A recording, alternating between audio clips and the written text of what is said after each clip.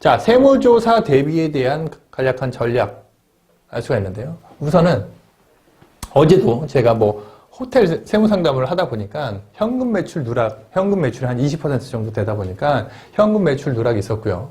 그 부분에 대해 갖고는 업종마다 현금 매출이 있는 업종 같은 경우에는 현금 매출을 반드시, 그리고 프랜차이즈라든지 가맹점 같은 경우는 본사 현금 매출과 가맹점 신고 내역을 비교를 해야 되고요.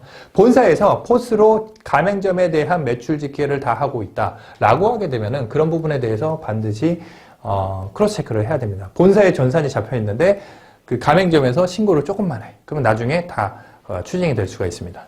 그리고 실제 현금 매출 전송 여부 확인 후 실제 내역과 신고 내역 차이가 없이 신고를 해야 되고요.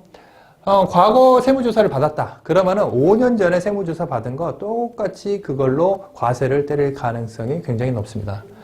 특히나 현금 매출, 가공 인건비, 추징 절차 통해 갖고 세무조사를 받고요. 동일하게 추징되는 일이 없도록 조치를 해야 됩니다.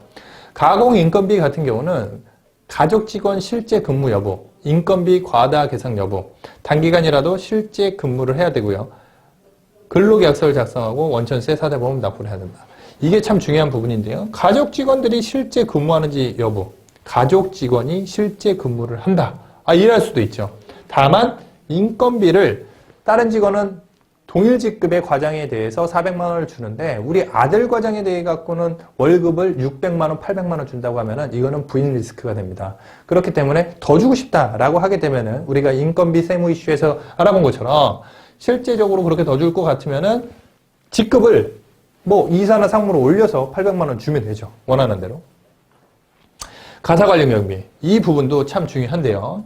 얼마 안 되는 비용 갖다가 괜히 시비가 붙여갖고 아니 당신 왜 백화점에서 뭘 샀어요? 왜 병원에서 샀어요? 왜 집 근처 원거리 카드를 왜 썼습니까? 라고 했을 때 할 말이 없어요. 그러면은 괜히 밑잡히는 거예요. 얼마 되지도 않는 혜택 때문에. 그리고 그 금액은 회사의 개인 대표자의 개인 가사경비인데 법인 카드로 긁었기 때문에 가지급금이 되는 거예요.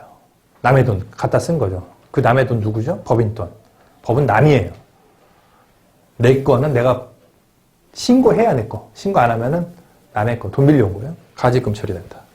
세금 계산서 수취 여부. 시설장치 관련해서 세금 계산서 수취 없이 거래했는지 확인해야 된다라는 부분.